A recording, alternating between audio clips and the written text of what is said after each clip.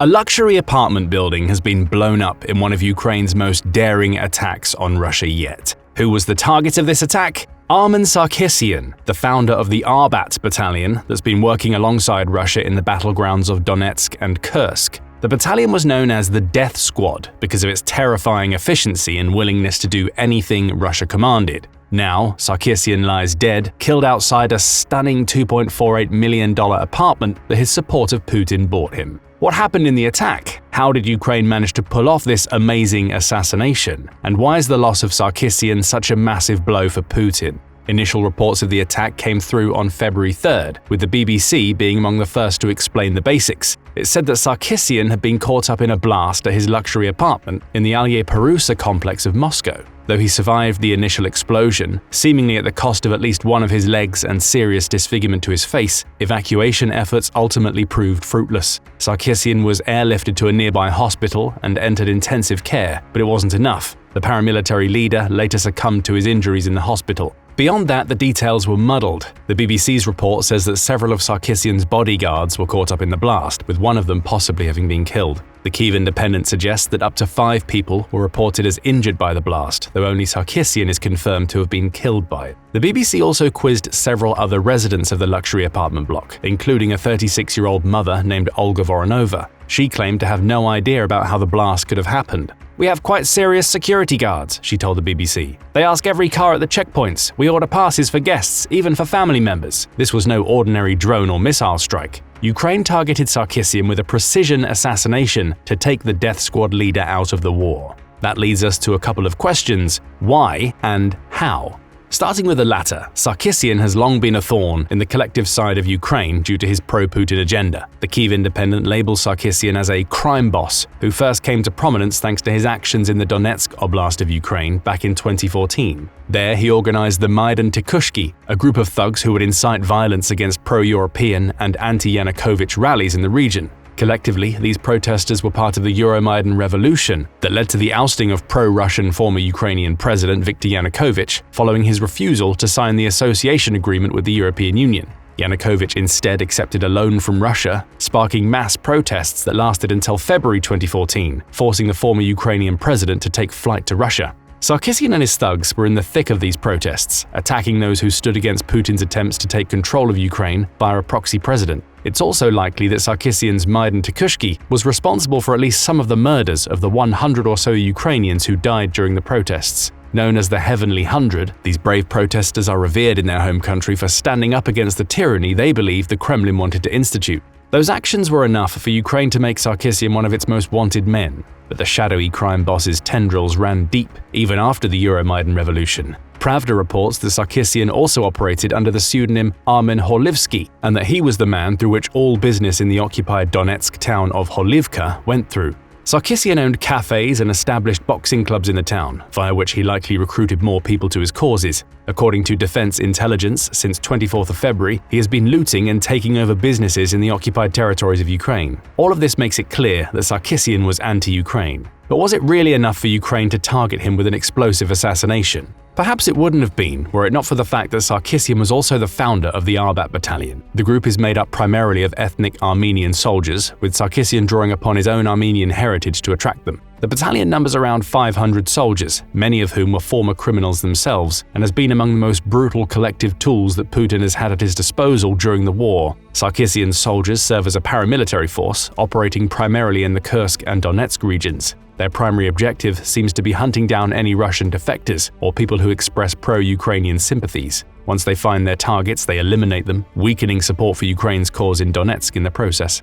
Russia has happily worked alongside the Arbat battalion throughout the war. That's what made Armen Sarkisyan a target for Ukraine, which brings us to our second question. How on earth did Ukraine manage to pull this off? After all, Sarkisyan was one of Putin's most valuable paramilitary leaders. He was essentially an attack dog, with Putin only needing to point, knowing that Sarkisyan would execute any command he was given. That sort of loyalty engenders protection. The Arbat battalion's leader would have had a full security detail, including the bodyguards we mentioned earlier, making it seemingly impossible for Ukraine to get to him. Note the word seemingly. Ukraine's assassination was clearly a masterpiece of subterfuge, though theories on how it pulled off the whole thing varied initially. Among those theories was that Ukraine had managed to install a car bomb outside the apartment complex where Sarkisyan lost his life. It may have also used a long-range drone to drop an explosive on the paramilitary leader and his security detail. Of the two theories, the drone seemed the most likely. Ukraine has already proven several times that it can fly drones into Moscow. On November 10, 2024, it even launched a full-scale strike, with Russia claiming to have shot down 84 drones over multiple regions, several of which approached Moscow.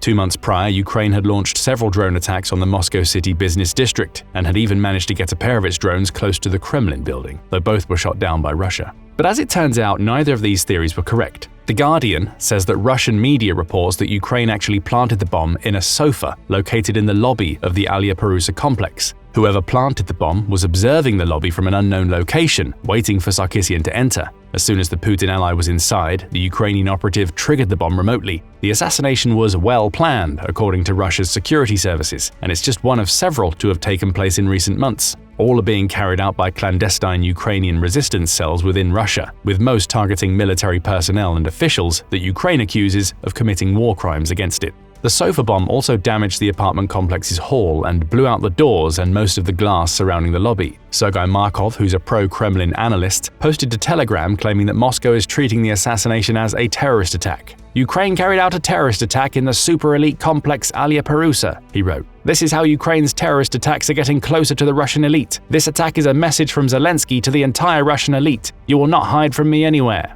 That brings us to another question. What does the assassination of Armen Sarkisyan mean for Russia and the war? We'll start with the issue Markov alluded to in his Telegram post. This assassination is yet more proof that Ukraine has operatives working inside Russia. Those operatives are skilled and capable of pulling off daring attacks on Russia's elite, with those attacks becoming more prevalent in recent months. Sarkisyan isn't the first of Russia's elite to fall victim to such an attack. In December 2024, a senior Russian official named Lieutenant General Igor Kirillov died after an explosive device attached to a scooter detonated. Again, the attack took place in Moscow, with Ukraine's operatives targeting the vehicle outside the apartment complex where Kirillov lived. Kirillov was another high-value target. He headed the Russian military's chemical, biological, and radiological weapons unit. Russia has been accused of using chemical weapons against Ukraine since at least May 2024, when the BBC reported on American accusations that Russia used a choking agent against its enemies. The Kremlin, of course, claimed the accusations were baseless. However, a separate report says that at least 500 Ukrainian soldiers have been treated for exposure to toxic gases, with at least one of those soldiers dying. The United Kingdom even went so far as to sanction Russian troops it claimed were using the chemical weapons in October of the same year. It says that Russia is openly using riot control agents such as tear gas on the battlefield, and that it's possibly using the toxic choking agent chlorpyrifos, which gained infamy in World War I. Kirillov was one of the men the UK placed under sanctions, and he'd been charged in absentia by Ukraine for using banned chemical weapons. Now he's dead, another victim of Ukraine's assassinations. And there's more. In 2023, Ukraine was also likely responsible for the assassination of Ilya Kiva, a former lawmaker in Ukraine's parliament. Kiva had since moved to Moscow due to his close ties to the Kremlin. The assassination of Kiva was far less dramatic than that of Sarkisyan. The Ukrainian defector was killed with small arms fire, with the Kyiv Independent saying the operation was carried out by the Security Service of Ukraine, or SBU. Though never officially confirmed by Ukraine, its military intelligence spokesperson Andriy Yusov said, "Such a fate will befall other traitors of Ukraine." If Ukraine wasn't responsible, it was certainly happy about the outcome. Oh, and Kiva was another prominent figure Ukraine had tried in absentia, with treason being the charge in this case. These are just a couple of cases. Ukraine was also likely responsible for the explosive death of Russian war blogger Vladlen Takarsky in St. Petersburg. Takarsky was gifted the present of a sculpture of a soldier's head by a woman named Daria Trepova. As the blogger placed the head back into the gift box, it exploded, killing him and injuring several others in the room. It's also possible that Ukraine's military intelligence service was responsible for shooting Russian missile scientist Mikhail Shatsky in mid-December 2024. Ukraine hasn't claimed responsibility for that assassination, though it surely isn't coincidental that one of Russia's top military scientists wound up dead. We're starting to see a pattern develop. Ukraine manages to gain access to a prominent anti-Ukraine figure inside Russia, likely through the use of spy cells implanted in Moscow. Those figures are people Ukraine believes have committed war crimes against it. A plan is concocted, it's carried out, and in every case, these highly protected figures have been taken out. Markov was right. Russia's elite can't hide away from Zelensky and his spies. Ukraine is playing Putin at his own game, with Sarkisyan's assassination being the latest victory for Kyiv. That's terrifying for Putin. Ukraine has proven that it's capable of operating right under the Russian leader's nose, which has raised obvious questions about Russia's internal security and just how far Ukraine can push these assassinations. It's also worth pointing out the commonality between the assassinations of Death Squad leader Sarkisyan and chemical maestro Kirillov. Both were carried out in or around apartment blocks favored by the elite, meaning Ukraine's spies could pass for people who looked like they should be around those types of buildings. The assassinations also made use of explosives that were remotely detonated. That means Ukrainian spies would have maintained eyes on their targets, waiting, possibly in plain sight, for the precise moment to pull the explosive trigger. Security specialist Will Geddes goes into more detail. He points out that this was an audacious assassination carried out against someone who Ukraine saw as being key within the Putin regime. As you can imagine, in the center of Moscow, this is an especially high-risk operation. What seems to certainly have no doubt occurred in the lead-up to this assassination is there would have been some intelligence gathering to determine Sarkisyan's exact and precise whereabouts, when he would be at his location and at what time, says Geddes. There would have been some reconnaissance, no doubt surveillance, and also a long period of observation to ensure this strike, and especially in the center of Moscow, would have had the greatest chance of success. All of this took place under Putin's nose, and he was none the wiser.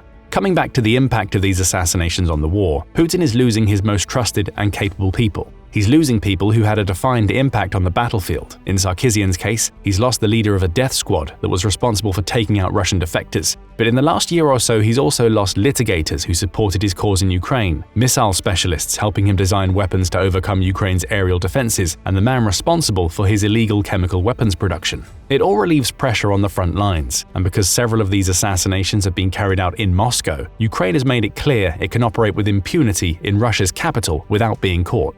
That can only lead to Putin asking more questions. Who's going to be next? Do Ukraine's spies have eyes on him? That fear could stretch so far that it even limits Putin's movements within his own city, potentially hampering his ability to run his country and military in its battle against Ukraine. Let's switch focus to the more direct impacts on the Ukraine war. Armen Sarkisyan was the leader of the Arbat battalion, this collective of predominantly Armenian criminals, with a 2023 interview with one of its commanders revealing that the battalion operated primarily in the Donetsk region. The same commander claimed that the group was almost entirely comprised of former Wagner mercenaries, suggesting that Putin had shuffled some of that mercenary group's most talented operatives to the Arbat battalion in the wake of former Wagner leader Yevgeny Prigozhin's attempted summer 2023 coup. Each member had signed contracts with Russia's Ministry of Defense, the commander claimed. As for what it did, the Arbat battalion sends drone operators, electronic warfare specialists, and other fighters to other units in different frontline sectors as needed. In other words, the members of Sarkisyan's forces were specialists. Wherever they were needed in Donetsk is where they were sent, with the battalion's members seemingly serving in supporting roles to ensure drone support is available to Russian soldiers in Donetsk.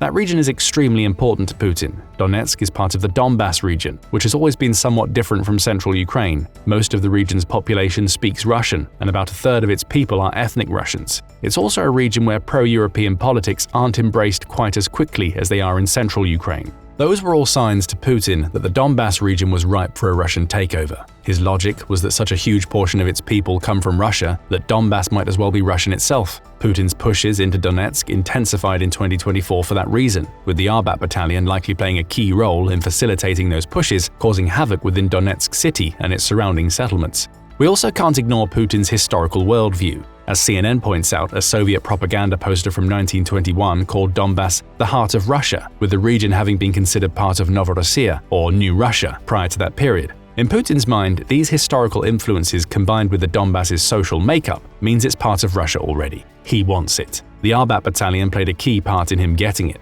Losing Armen Sarkisyan means that Putin has lost one of his key figureheads and most trusted people in the Donetsk region of the Donbass. The crime boss had influence, which is something that Putin always values when it's exercised for his causes. He was also unscrupulous, willing to kill anybody who stood in Putin's way to limit the spread of pro-Ukrainian sentiment in a region where Putin was operating. All of that is gone now that Sarkisyan is dead. This doesn't mean that the Arbat battalion will stop operating. However, Ukraine has cut the head off the snake. Is there anybody else within that battalion who is as pro-Putin as Sarkisyan and thus willing to continue the work the man was doing for Putin? Or are they all mercenaries who are just following orders and don't really care about Putin's goals in the Donbass as long as they get paid? If it's the latter, that's a problem for Putin because he can no longer use the Arbat battalion to exert his terrible influence. Sarkisyan was a key Russian operative. He cooperated with Russia's Federal Security Service to undermine Ukraine's defensive capabilities, when Putin began his special military operation. Even before that, he was leading the thugs attempting to shut down the Euromaidan protests, again at Putin's behest. And as recently as September 2024, the battalion was attempting to overthrow the Armenian government so Putin could install a pro-Russian leader in the country. That's according to Politico, which says Russia recruited 6 Armenians who underwent 3 months of training and were paid almost $2,400 per month before being transferred to the Arbat military base in Rostov-on-Don.